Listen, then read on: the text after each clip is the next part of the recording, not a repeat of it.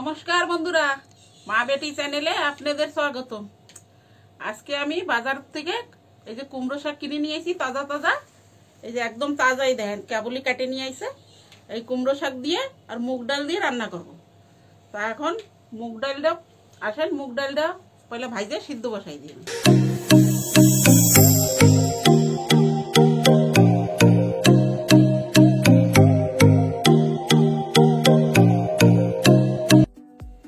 কড়াইটা গরম হয়ে গেছে, আর মুগ ডালটা ভেজে নেব। হালকা ভাজবো, বেশি ভাজবো না।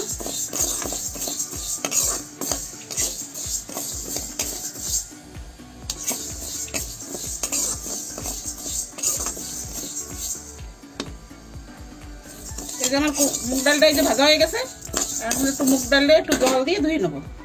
এই যে জল দিয়ে দেবো, জলটা ফেলাই দেবো।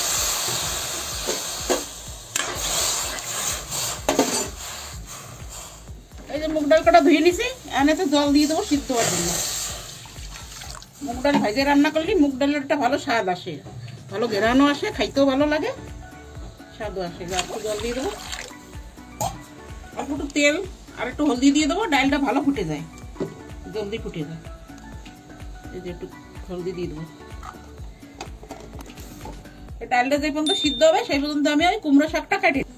এই যে কুমড়ো ডাঁটা কাটে ভালো করে ধুয়ে নিয়ে আইছি, আর এই যে শাক আলাদা করে ধুয়ে নিয়ে আইছি। শাক আলাদা করে ধুইছি কেন কি, শাকে পাতায় অনেক বালি থাকে, তাই আলাদা করে ধুলে বালিটা ভালো করে চলে যায়, এই জন্য একসাথে ধুই নেই আমি।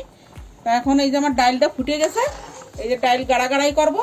এই ডাইলে আমি এখন এই যে এই কুমড়ো শাক এই যে ডাঁটা কটা দিয়ে দেবো, আর এর ভিতর কিন্তু আমি এই শাকগুলোও দিয়ে দেবো। এই শাক, এই যে শাক সব দিয়ে দেবো। শাক গলে অল্প টয়ে যাবে, এ দিয়ে রানলি অনেক ভালো লাগে। শাকও দিয়ে দিছি, আম দিয়ে দেবো। এই যে কাঁচা লঙ্কা, কাঁচা লঙ্কা একটু বেশি দিছি কেন কি লঙ্কায় ঝাল নাই, তাই এই কটা দিছি। আর দেবো লবণ, এই যে 1 চামচ লবণ দেবো, বেশি লবণ দেবো না, ডাটায় লবণ লবণ হয়ে যাবে। এইগুলো ভালো করে সিদ্ধ, ডাটাটা সিদ্ধ হয়ে যাবে, তারপরে আমি ডালটা সম্বর দেবো।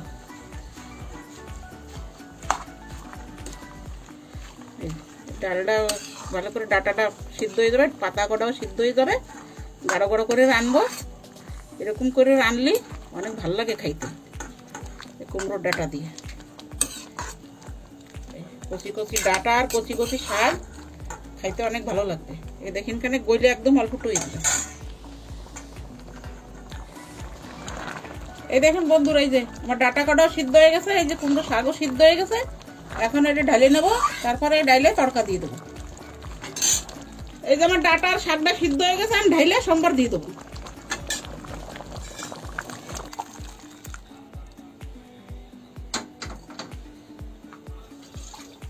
কড়াইটা গরম হয়ে গেছে, কড়াইতে দিয়ে দেবো সরষের তেল। তেলটা গরম হয়ে গেছে, এই যে দিয়ে দেবো শুকনো লঙ্কা।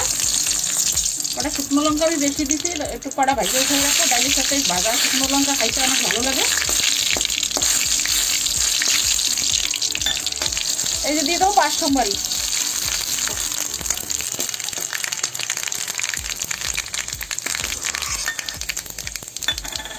আমি দিয়ে দেবো এই যে রসুন, রসুন ছেঁচে নিছি, রসুন দিয়ে দেবো। রসুন একটু বেশি দিছি, কুমড়োর সাথে একটু রসুন বেশি দিয়ে রান্না করবেন, খাইতে অনেক ভালো লাগে।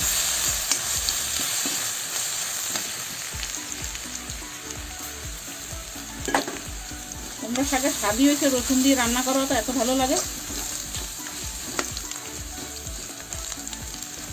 আর আজকে রান্না করছি ডাল দিয়ে, আজকে তো আরো ভালো লাগবে। কুমড়ো শাক দিয়ে ডাল দিয়ে রান্না করছি, এই আর গরম ভাত বাস, আর কিছু লাগবে না, এতেই খাওয়া হয়ে যাবে পেট ভরে। এই যে আমার রসুনটা এই যে ভাজা হয়ে গেছে, এখন আমি ডালটা ঢেলে দেবো।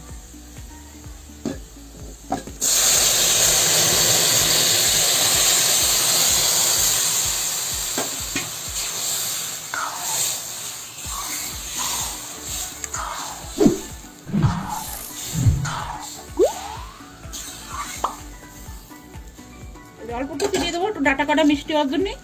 বাস, অল্প একটু ফুটাই আমরা ঢেলে নেবো।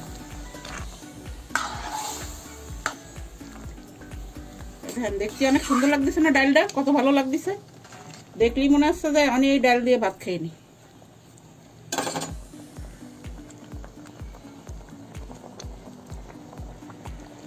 এরকম রান্না করে খাবেন, ডাল দিয়ে, মুগ ডাল দিয়ে আর এই ডাটা দিয়ে, কুমড়ো ডাটা দিয়ে, দেখবেন অনেক ভালো লাগে। মাছের তরকারিও সেই ফেল লাগে।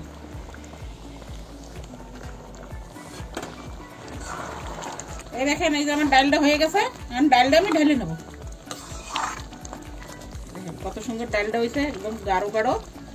ডালটা ঢেলে নেবো, গ্যাসটা বন্ধ করে দিই। দেখে বলবেন, কমেন্ট করবেন, লাইক করবেন, শেয়ার করবেন, সাবস্ক্রাইব করবেন। আপনারাও ভালো থাকবেন, সুস্থ থাকবেন। আর আমি এখানে ভিডিওটা সমাপ্ত করছি।